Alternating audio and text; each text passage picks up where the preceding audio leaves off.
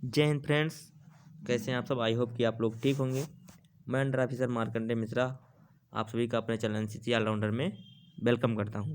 तो आज जो है कुछ इम्पोर्टेंट क्वेश्चन जो हर बार लगभग आपके एग्जाम में पूछे जाते हैं, चाहे वो बी का हो या सी का हो, तो इसको आज हम देखेंगे। और उससे पहले आपको हम बता दें कि ये जो पीडीएफ हमको मिला है, जो आपको अभी हम ब्रीफ करने जा रहे हैं, ये हमको DGNCC के एप्लीकेशन पे मिला है। तो हम DGNCC के एप्लीकेशन का जो लिंक है वो डिस्क्रिप्शन में दे देंगे। आप लोग वहाँ से जा कर के ये एप्लीकेशन डाउनलोड कर सकते हैं और अपना प्रिपरेशन कर सकते हैं।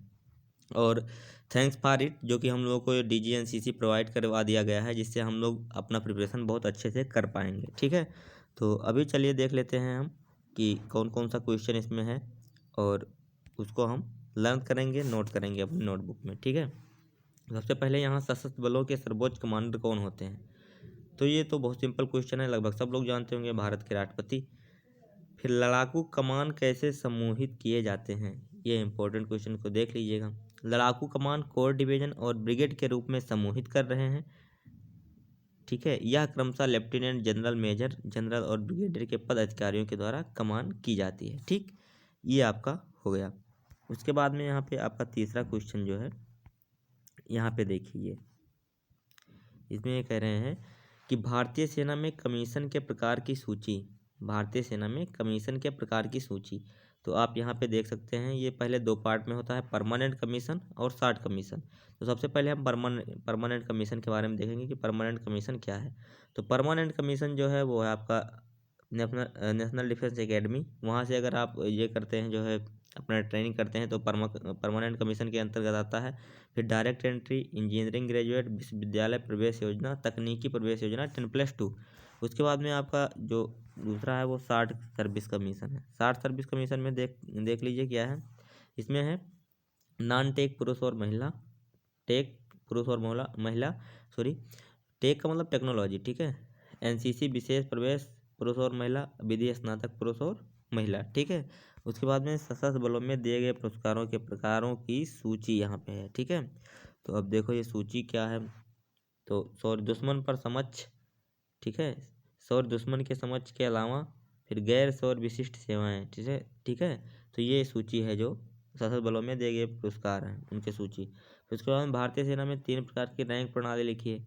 तो कमीशन अधिकारी होता है, जूनियर कमीशन अधिकारी होता है, ठीक है, और फिर गैर कमीशन अधिकारी और अन्य रैंक, ये आप देख सकते हैं। ठीक है, गैर कमीशन अधिकारी और अन्य रैंक, ये हो गए आपके क्या, भारतीय सेना में 3 प्रकार की रैंक प्रणाली, ये आता है क्वेश्चन। ठीक है, फिर उसके बाद में अब यहाँ पे आपको मैप रीडिंग के बारे में पढ़ना है, नक्शा पढ़ना है, यहाँ हिंदी लिखा है, इसका इंग्लिश होता है मैप रीडिंग।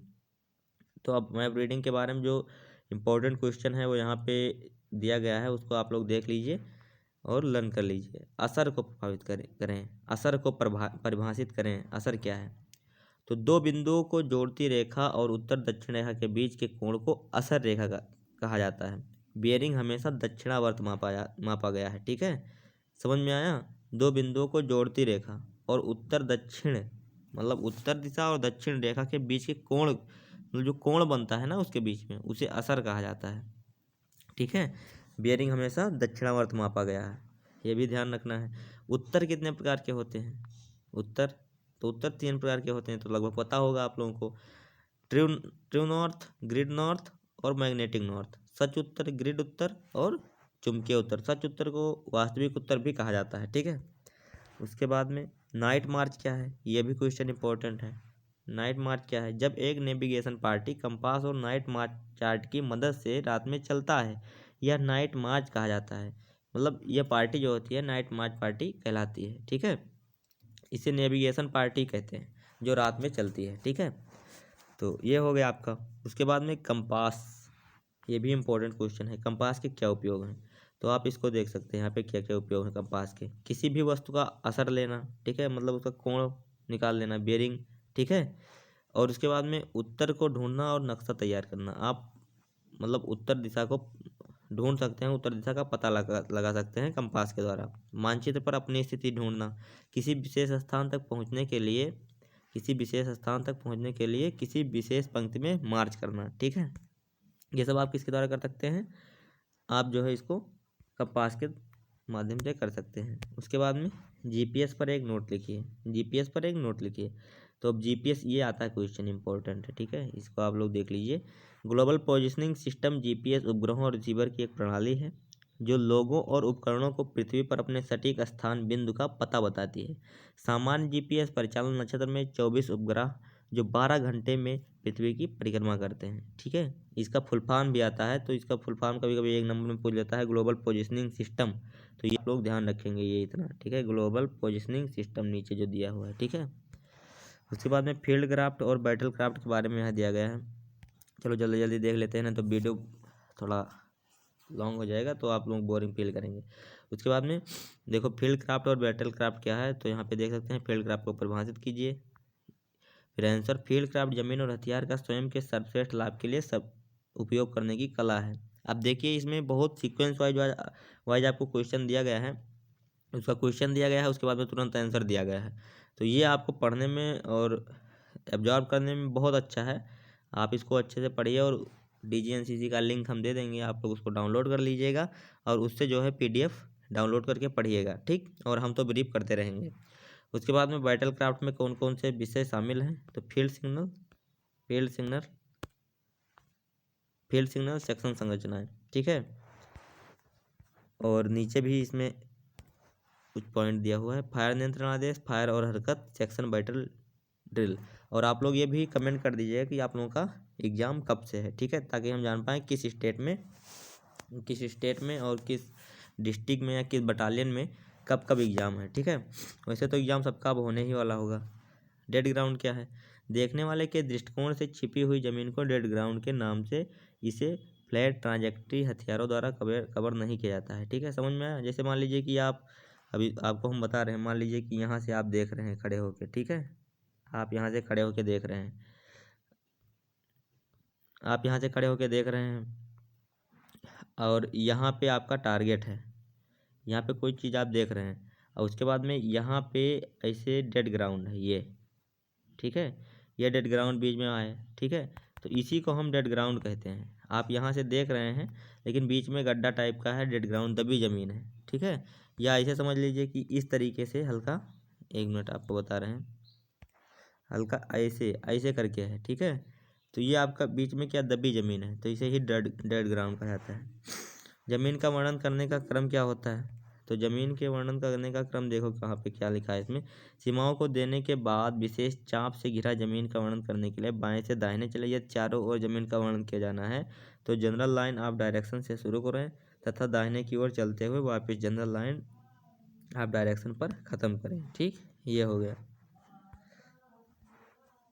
उसके बाद में आपका जो है छलावरण क्या है, तो छलावरण यहाँ पे देख सकते हैं क्या है, प्राकृतिक रंग और परिवेश के साथ विलय, हमेशा धीरे धीरे लेकिन त्वरित चाल के साथ चलते हैं, चमक को खत्म करता है, छाया का उपयोग करें, ठीक है। तो ये छलावरण एक आप कैमिफ्लेज एंड कंसीलमेंट पढ़े होंगे, ठीक है, तो उसी का यह भाग है। तो इसको आप जो है प्रिपरेशन इसका करेंगे और इसको तैयार करेंगे, ठीक है, क्योंकि ये सब उसका क्या नाम आपका फील्ड सिग्नल का ये सब जो है क्वेश्चन है, FCBC का उसी में सब आ जाता है। फिर सैन्य इतिहास, परमवीर चक्र पर छोटा लेख लिखें, ऐसे करके आएगा। तो आप इसको तो लगभग सब लोग जानते होंगे अगर इंटरेस्ट रखते हैं आर्म फोर्सेज में।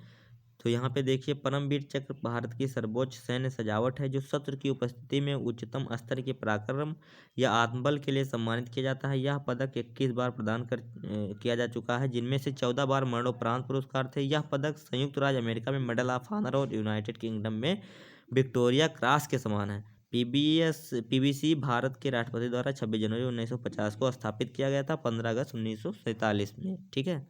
तो इसको आप जो है देखेंगे। उसके बाद में यहाँ परमवीर चक्र के जो है जीवन के बारे में दिया गया है। परमवीर चक्र पर मस्त जतन सिंह पर एक छोटा नोट लिखिए। तो यहाँ पे लिख सकते हैं, उत्तर प्रदेश के मेजर शैतान सिंह का जन्म 1 दिसंबर 1924 को राजस्थान के जोधपुर में हुआ था। उनके पिता लेफ्टिनेंट कर्नल हेम सिंह भाटी थे। और उसके बाद में और ऊपर देख लेते हैं, लेफ्टिनेंट कर्नल हेम सिंह भाटी थे। उसके बाद में 19 यहाँ से देखेंगे, 1965 युद्ध के दौरान कुमाऊं रेजिमेंट की 13वीं बटालियन को चूसुल सेक्टर में तैनात किया गया था। समुद्र तल से 5000 मीटर 16,000 फीट, ठीक है, की ऊंचाई पर सिंह की कमान में सी कंपनी रेजांगला में एक स्थान पर थी और इस क्षेत्र को 5 प्लाटून पोस्टों द्वारा बचाव किया जा रहा था। मेजर शैतान सिंह लगभग 16,000 फीट की ऊंचाई पर चूसुल सेक्टर के रेजांगला में तैनात एक अहीर पैदल सेना बटालियन की एक कंपनी की कमान संभाल रहे थे। इलाके को मुख्य रक्षा क्षेत्र से अलग किया गया था और इसमें 5 पलटन बचाव की स्थिति शामिल थी। 18 नवंबर 1962 को चीनी सेनाओं ने कंपनी को भारी तोपखाने मोर्टार और छोटे, यहाँ देखिए, तोपखाने मोर्टार और छोटे हथियारों के आग के अधीन कर दिया और लगातार कई लहरों में इस पर भारी ताकत से हमला किया। भारी बाधाओं के खिलाफ हमारे सैनिकों ने दुश्मन के हमले की लगातार लहरों को हराया। कार्रवाई के दौरान मेजर शैतान सिंह ने ऑपरेशन के दृश्य को हावी कर दिया और एक निजी पोस्ट से दूसरी निजी जोखिम पर स्थानांतरित कर दिया और अपनी हाथ दबाए हुए पलटन पोस्ट का मनोबल बनाए रखा। ऐसा करते समय वह गंभीर रूप से घायल हो गए और लेकिन अपने आदमियों का हौसला बढ़ाते रहे और उनका नेतृत्व करते रहे, जिन्होंने अपने बहादुर उदाहरण का अनुसरण करते हुए वीरतापूर्वक संघर्ष किया और दुश्मन को भारी हताहत किया। हमारे लिए खोए हुए हर आदमी के लिए दुश्मन 4 या 5 खो दिया। जब मेजर शैतान सिंह उनकी बाहों और पेट में घाव से विकलांग हो गए तो उनके लोगों ने उन्हें निकालने की कोशिश की, लेकिन वे भारी मशीन गन से आग की चपेट में आ गए। मेजर शैतान सिंह ने तब अपने लोगों को अपनी जान बचाने के लिए अपने भाग को छोड़ने का आदेश दिया। मेजर शैतान सिंह के सर्वोच्च साहस, नेतृत्व और कर्तव्य के प्रति अनुकरणीय भक्ति ने उनकी कंपनी को लगभग अंतिम व्यक्ति से लड़ने के लिए प्रेरित किया। ये सब पढ़ने के बाद एक अलग ही फीलिंग आता है, एक अलग जोश आता है अगर किसी का हम बायोग्राफी पढ़ते हैं जो हमारे वीर थे, ठीक है। तो ये तो वैसे ही आप लोगों को लर्न हो जाना चाहिए तुरंत। उसके बाद में आगे हम देख लेते हैं, युद्ध के 5 प्रकार लिखिए। तो ये इंपॉर्टेंट क्वेश्चन है, आप इसको तुरंत लर्न कर लेंगे। उसके बाद विषम, अब इसको देख लेते हैं कौन कौन प्रकार से युद्ध होते हैं। विषम युद्ध, जैविक युद्ध, रासायनिक युद्ध, गृह युद्ध और साइबर युद्ध, ठीक है। अब युद्ध के मुख्य कारण क्या हैं, ये सब क्वेश्चन इंपॉर्टेंट है, इसको देख लीजिएगा आप लोग। युद्ध के मुख्य कारण क्या हैं, तो शारीरिक रूप से भी युद्ध होता है, भौगोलिक रूप से भी होता है, मतलब ज़मीनी कारणों से कि ये हमारा इतना भाग है तो इस सब के कारण भी होता है, जैसे चीन और भारत से, ठीक है, फिर इंडिया पाकिस्तान से, तो ये भौगोलिक युद्ध हो गया। उसके बाद में जनसांख्यिकी, राय में अंतर, तो ये सब तरीके हैं जो मतलब युद्ध को जन्म देते हैं या युद्ध होने के कारण हैं। फिर जम्मू कश्मीर के किसी भी 5 सेक्टर के नाम लिखे, तो Ladakh sector, Kargil sector, Rajouri sector, Chhamb sector, Jammu sector, ठीक है। तो 5 सेक्टर ये हो गए। आपसे लगभग 5 ही पूछा जाएगा, इसको आप देख लीजिएगा। उसके बाद में यहाँ पे आपका पूछ रहा है रेडियो टेलीफोनी क्या है, ठीक है, बता रहे हैं। तो रेडियो टेलीफोनी क्या है आप यहाँ पे देख सकते हैं। रेडियो पर संवाद करने के लिए वह प्रक्रिया जो बातचीत को सुरक्षित बनाया जा सके, सफल रेडियो टेलीफोनी के रूप में जाना जाता है, ठीक है। उसके बाद में विभिन्न प्रकार के उपग्रह क्या हैं, तो अब विभिन्न प्रकार के उपग्रह आप देख सकते हैं। पहला जो है आपका मौसम उपग्रह है, उसके बाद में वैज्ञानिक उपग्रह है, संचार उपग्रह, नेविगेशन सैटेलाइट, सैन्य उपग्रह, ठीक है, ये सब हो गया। उसके बाद में विभिन्न ट्रांसमिशन लाइनें क्या हैं, ये सब क्वेश्चन जो है बहुत इंपॉर्टेंट है। तो ये समानांतर तार प्रकार, कोक्सियल प्रकार, वेव गाइड प्रकार, ठीक है। विभिन्न ट्रांसमिशन लाइनें, ये ट्रांसमिशन मतलब स्थानांतरण लाइनें, जो तार होता है ना, तो उसका जो है ये टाइप है, तो इसको आप लोग देख लेंगे, इसको ऐसे लर्न कर लेंगे। अब लाइन संचार के फायदे और नुकसान, ये भी क्वेश्चन पूछा जाता है 4-5 नंबर में, तो इसको आप देख लेते हैं। पहले मतलब आप देख लीजिए इसको, सबसे पहले इसके फायदे जो हैं उसको देख लेते हैं। तो सबसे पहले इसके फायदे क्या हैं, देखो यहाँ पे, विश्वसनीय और व्यवहारिक रूप से विद्युत हस्तक्षेप से मुक्त, ठीक, अपेक्षाकृत सुरक्षित, जो लाइन संचार के फायदे हैं। सर्किट और संदेश ले जाने की क्षमता की संख्या अधिक है, लेकिन सामग्री और जनशक्ति उपलब्धता से सीमित है, ठीक है। अब नुकसान देखो यहाँ पे, नुकसान आपका जो है, पूरी मार्ग पे शारीरिक हस्तक्षेप और दुश्मन अवरोधन के लिए असुरक्षित, निर्माण में समय लगता है, लाइन संचार के निर्माण में समय लगता है, एक बार बिछाए जाने के बाद अनम्य, श्रम शक्ति और सामग्री के मामले में महंगा, ठीक है। तो ये सब इसके नुकसान है लाइन संचार के। फिर उसके बाद में फैक्स और मॉडेम का पूरा नाम लिखिए। पूरा रूप लिखिए। तो ये भी आता है आपका जो है, मुझ ले जाता है कभी कभी 2 नंबर में।